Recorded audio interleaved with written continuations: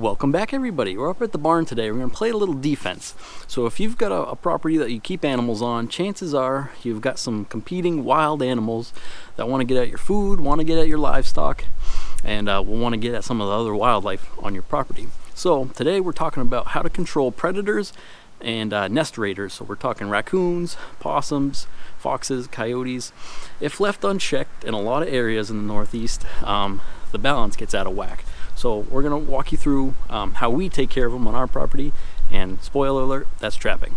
Alright, we're going to start kind of from easiest to hardest. So we found that the easiest, we'll call them nest raiders, so we're talking skunks, possums, and raccoons. So if you have any desire to keep a healthy wild turkey population on your property, you want to kind of manage the population of those nest raiders, because they'll wipe out a turkey nest real quickly in the spring once they come upon it. So the easiest way to catch all three of those is with one simple trap, and that's called a dog-proof trap. They look like these. You may have seen them. This is a particularly nice one. It's by Duke, and they're only about $15. So, and you don't need more than one technically. You can just put out one of these. So if you do have a problem with raccoons, skunks, possums getting into your barn, you're gonna have best luck, quickest luck, if you set these on sign. So if you see a trail coming and going, or tracks, set one of these right there, and problem solved. We don't have a problem with them breaking into the barn just yet, but if you do have food in there that's not secure, possums, they'll all try to get in there. So we're going to try to intercept them in the woods, get us out of the wind, better camera footage. So I'll take you down in the woods, show you how to find a raccoon trail in the woods, and we'll show you how to set this up. So before we talk about putting traps in the ground, you need to think about regulations first. So just like hunting, fishing, trapping is pretty highly regulated in almost all states in the country. Here in New Hampshire and in a lot of states, make sure you check. But if you're trapping on your own property, you don't need to pay the state for a specific license, but you do need to follow all the other rules. So dates and seasons, you need to make sure all your traps have tags on them with your name and address, and all that. So make sure you follow the rules, look into them before you buy any traps, and let's get into it. Alright, so besides getting your kids outdoors with you, trapping's very beneficial. So obviously, like I said, if you do have a problem up at your barn, you put those right next to the barn. These are called dog-proof traps. I'll grab one for you. So you're not going to catch a dog. You're not going to catch... So the hole in these, I'll show you how they work. There's a really small hole. I can barely fit a couple fingers in it, and I have particularly small fingers. But we have put these up in the barn several times in the past, and we do have an outdoor cat, and she has no interest in sticking her paw down there. And the good thing about these traps, one of the good things, these nicer ones, are pull only. So I don't know if you can see, but there's a trigger. The trigger is down in that hole. It might be hard to see, but the gist of it is you stick these in the ground, put something enticing in there, and a raccoon, skunk, or possum will reach their paw down there, because they have pretty dexterous hands, and pull on the trigger trying to get the food. So the trigger is down there about the third mark, 30% of this cylinder. They'll reach their hand down there, pull on the, so this is set obviously, they'll pull on that trigger and it'll latch onto their arm. And then they'll be there until you check your trap. But, so yeah, I wouldn't worry about your dogs, cats. Some people have reported catching cats in there, but I think as long as you don't put cat food in the trap or something a cat's interested in, you shouldn't have anything to worry about. So I got distracted talking about bycatch there, but generally here in the Northeast anyways, those are the three animals you're going to catch. Sometimes skunk, but possums and raccoons. So like I said, barn's the easiest, but if you're coming down into the woods, water is a safe bet. Here on these dam structures, if you spend a little bit of time looking, it's kind of hard because all the leaves are on the ground now, but you can start to see some trails. So like right here, I can see an indent, and there's a trail going right down there, and it crosses over the top of the dam. And again, these leaves are all ruffled up because it's super windy and it rained, but we've always had good luck at this culvert here. And Jonathan just poked his head down and he saw some hair. There's some hair right on this stick, so that looks, oh, I smell something. And then there's some, looks like some scat right there and a smell, but that's just a nice dry place. The other end of this is pretty well clogged, so I suspect there might be something in there now. So this is where we're going to work our first raccoon set. Alright, so there's a couple more things you need. So besides the trap, you're going to need some type of anchor. There's all kinds of different ones. These just attach. We've got a swivel, or not swivel. We've got a link attached to the swivel, and this will drive down in the ground. So you need a hammer and a driving tool. Trapping hammer is well worth it. These can be had pretty cheaply.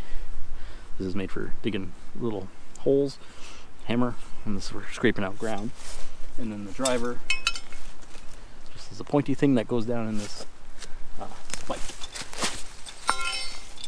So like I said, this trap just holds the animal there, so you need to make sure, I mean, a 20-30 pound raccoon doesn't have a ton of strength going straight up, but you need to make sure that whatever you set is in the ground.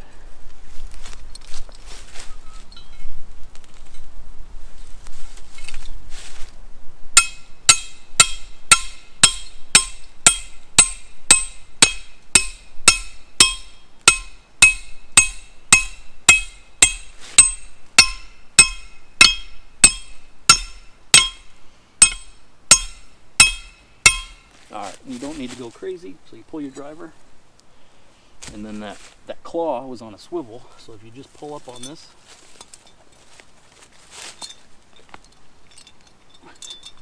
that's about as tight as it's going to get.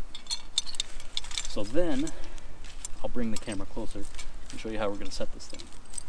Alright, so now that we're anchored into the ground, that's not going anywhere. I grabbed a couple bait items.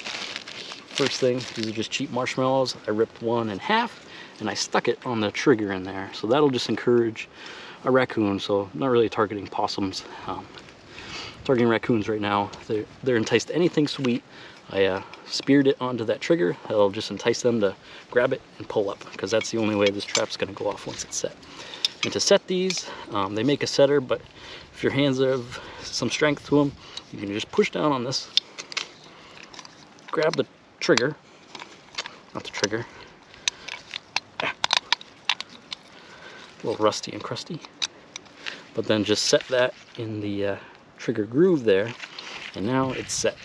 And depending on what the topography where you are, you might want to, you can see we're still right next to this culvert here. I'm just going to go this pretty much straight up and down, and that's going to allow anything to look down in here. Got a bit of a hill here, and now that that's set, I'm going to work to put the rest of the bait in there. So don't need any more marshmallows. Sometimes what I do is, like, I suspect this is going to catch tonight, but if you thought it was going to be super rainy, you can just put a full marshmallow on top there. I'll just get some old trail mix, pumpkin seeds, little honey roasted nuts in there, and I'm just going to put that just basically up to the trigger. And another thing I'll mention now is, oops, that's enough. One more cashew for good measure. Is that with raccoons and possums and skunks, I'm not really worried about my human scent. I'm just wearing blue jeans and my rubber boots, but that's mostly because we're going to set some actual predator sets after this. So on top of that bait, I like to go a little bit above and beyond, and this is some commercial bait that I have. Yeah. Well seized. So this is just some sweet smelling raccoon bait for all seasons. So yes, animals do have a different appetite depending on the season. I'll mention now, we are going to keep the furs of these animals, so that's one reason we waited till a little later in the year. Just take a stick, and I'm just putting this down in there. Once they get some of that on their hand, they're probably not going to be able to stop, so just put a little bit around there, and then they'll smell that marshmallow. I'll throw the stick in the water,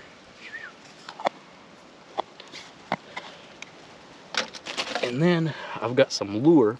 This is so if you're not set right on sign, here we're on a trail, I think there's raccoons in here. I'm not going to put any extra lure to try to bring them in, but one thing I will do is, this is a less pungent smell. This is just some natural fish oil that does a good job. If you weren't right on the sign, shake this up because it's been a year. I'm going to put this on any trail they may cross. So right where coming out of the culvert, it's a little thick. And I'm just going to try to lead them, in case they come where I'm standing. I'm just trying to lead them right to that smell. That's all there is to it. Right here through this logging road, old logging road we maintain, like I said, we've got a coyote problem. So you can see some fresh coyote scat with all kinds of bones in it. We don't want these bones to be any of our game animals. Turkeys, deer, we'll save those for us. So we're going to work down to a good spot we think would be beneficial. There's scat everywhere along this trail to set a coyote set. So we don't have Jonathan's little brother out here with us today, but this is definitely something that the little kids can do. He's only 3, but he get a lot of joy out of this. And not quite old enough to do hunting with us. He's just a little too noisy. But this is something he can get out into the woods and experience nature pretty easily. Alright, now we're moving on to something a little trickier. It's more in depth, but I'll give you a high level view of what we do. So the raccoons, possums, skunks, those are pretty foolproof, so to say. You get your kids involved, high level of success with those dog-proof traps. Canines, harder to outsmart, especially coyotes. Fox, a little easier. We can use the same trap for both foxes and coyotes, but it's not easy to outsmart a coyote, especially given the elements. Here, like I said, it's raining. Temperatures are getting below freezing, so we got to worry about that. And but the best thing you can do is set on signs, set on the scat, set on trails. We have trail camera pictures of lots of coyotes passing through here. We're at a confluence of 2 or 3 logging roads on just a corridor they use already. So we're hoping to catch their nose and get to looking inside a hole. So I'll show you how that works.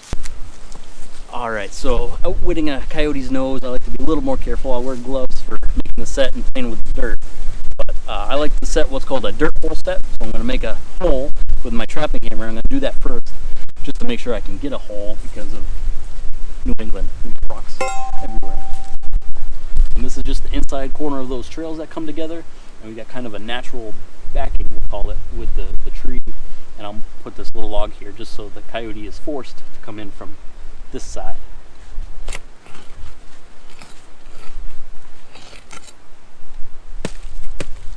You see how that, I guess I can't go very deep right there. You want, can't go deep there either. You want a pretty deep hole, like more than a foot deep. And that's gonna pique their interest if you got something smelly and appetizing down there, but not too shallow that they can just look and see right away that it's not something worth their time.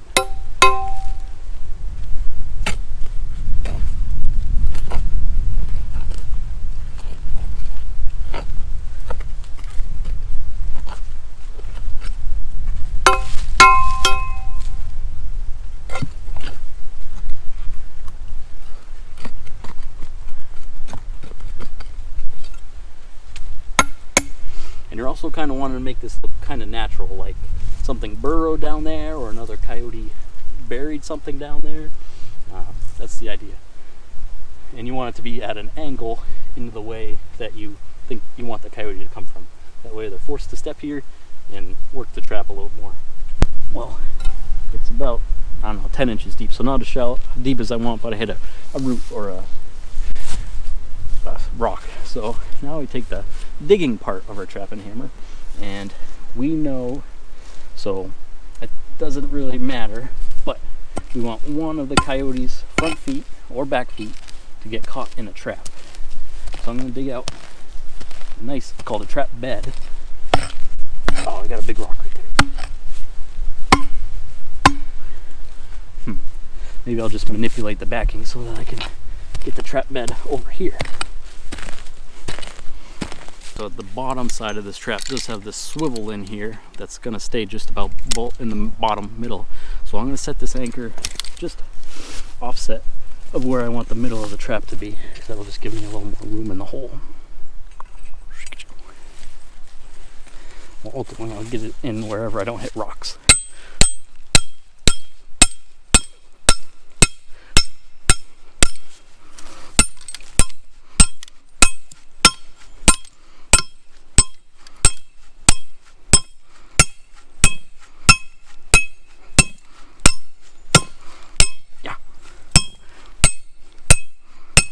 Alright, so now you pull your driver out And I like to drive that down just to below the bottom swivel, and you'll be able to pull this up about an inch, inch and a half to have that anchor turn horizontal.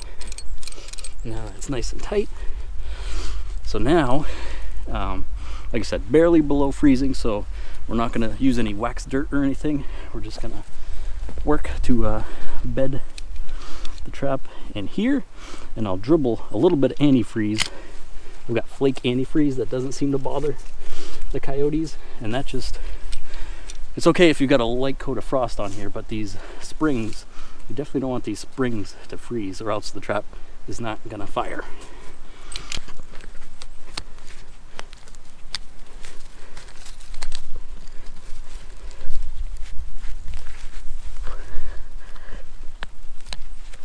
Yeah. There. So, is that, oh yeah, that is night latch. You can see it. I'm not gonna fiddle with it anymore. This isn't an in-depth video, but I'm just showing you high level how we go about it. So we're gonna, it's called bedding this trap. You want a nice solid bottom that any animal that steps on this or near it isn't gonna feel the wobble and get really off put by it. So that's why we don't want this swivel to be right under our trap. Move that out of the way. Definitely don't want any metallic sound either. This isn't a great job, but I'm going to go with it. So really, now you're going to take some of the natural dirt and work to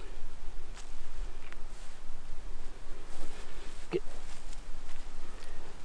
so the springs and these ears here are one of the parts you don't want to bury too hard. You don't want to get too packed in there and freeze, but you also want to make sure everything is nice and steady. You also don't want any rocks in there, any sticks, because that'll ultimately keep the trap from firing, which you don't want.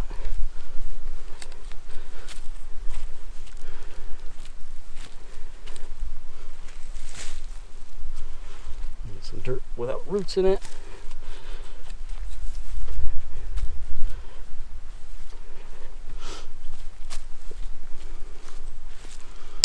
Oops. Danger. Because this is called a step down dirt hole set technically, so this is a few inches, a couple inches lower than all the dirt around us. And so they are going to be inclined to step down into the hole, but there's no guarantees that they step on that trigger or the pad first. So, and wild animals, if they feel any wiggle or wobble, they're going to back off and be too timid.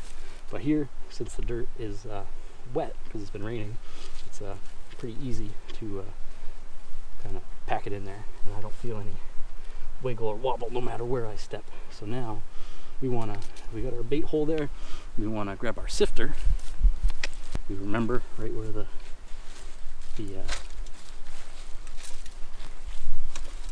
trigger is, and just trying to make it look natural. We don't want to pack anything too heavy above that. It's hard when things are muddy, but we're trying to make it look natural and firm it up all at the same time.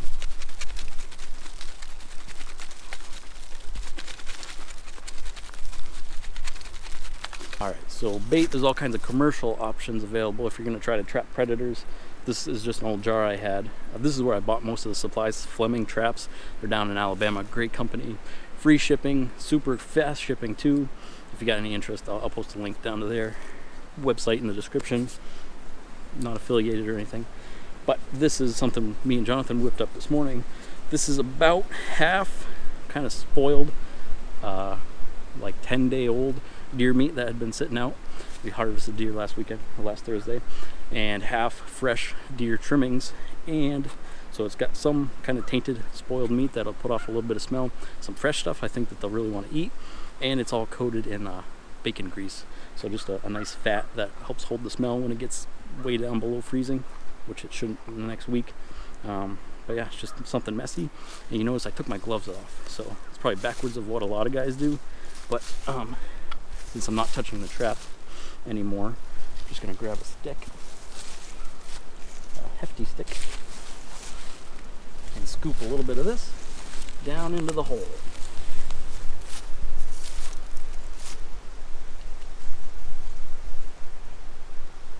You don't need a ton, and you just want to make sure it fell the whole way down.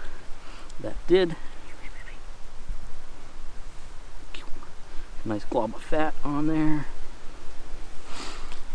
And coyotes' noses are way more evolved than ours. I'm just going to throw this stick right there. And like I said, we've got pictures of coyotes on camera here, but in case they aren't walking right by this, we're going to put a little bit of lure. Again, this is a commercial product. We did not make this. It goes a lot further. It's just a high smell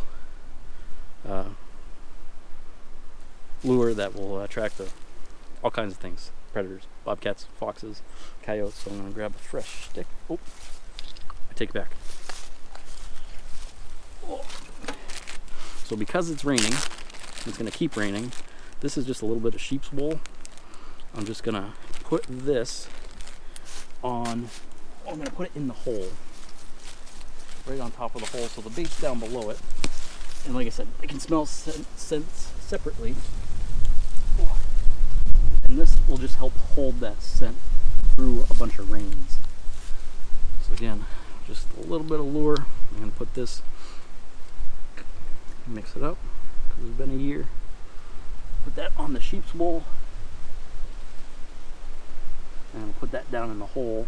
I think that fuzziness, hairiness, also leads them to believe there might be something down there worth digging at.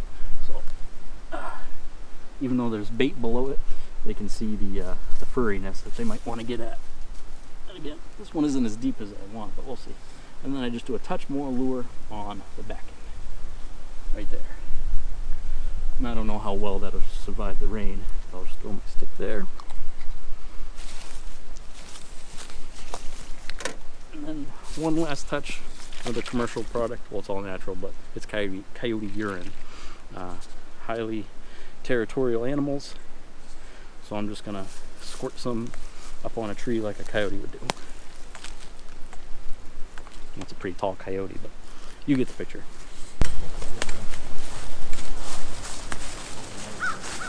All right, it's the next morning. We just ran our line and no success on the first night with those 5 traps we had set.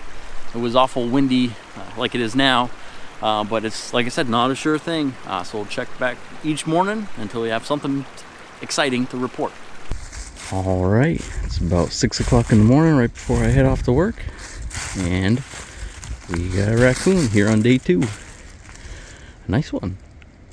So you can see how an animal of this size and with these kind of teeth and these kind of claws could do some serious damage to your chickens if it were to get into your hen house. We'll throw it up on the scale just to see how big it is. All right, she's up there. It looks like we've got a 22-pounder on our hands. So where our chickens weigh, I don't know, 6 to 10 pounds, I don't think they stand much of a chance up against one of these guys or a whole bunch of them. So these animals don't go to waste by any stretch of the imagination. Besides from bolstering our ecosystem, we process the furs right here on our property ourselves. Jonathan and I learned how to skin and tan furs in my early teens, as he has done now. But yeah, once you get the hang of it, you can create this beautiful, renewable, sustainable fur product and leather product. It's pretty thin leather, but it's leather nonetheless. If we got cold enough, we can make garments out of these. In this form you see here, they're mostly decorations, just a beautiful. There's all kinds of different colorways on raccoons. You can catch some that are almost all black, like this one's blacker, or almost all gray, or this beautiful brown and red color you're used to seeing on raccoons.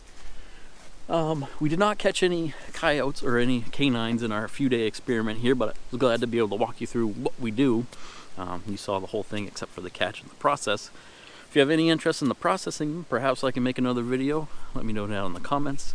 But yeah, this could also be another way to bolster your income on your homestead if you really want to put some time into it. So once you get the hang of it, a 3XL prime raccoon fur, and prime just means you caught them when it's cold out. So here in New Hampshire, anytime from mid-November through, I don't know, January, when the trapping season ends, is the furs will be prime. That just means they're thick, ready for winter. You catch these in the summer, not much value to them at all. But once you get the hang of it, if you do a good job, you could sell these for $30 or $40 each. So like I said, if you want to put enough time into it, it is a feasible way to bolster your income on your homestead, if you got any interest in that. But really for us, it's a wildlife sustainability type skill that we're still trying to hone. So yeah, let me know what you think down in the comments. Let me know if you got any questions, or if you're a seasoned trapper, let me know everything I did wrong. Really appreciate it, and we'll see you guys at the next one. Take care.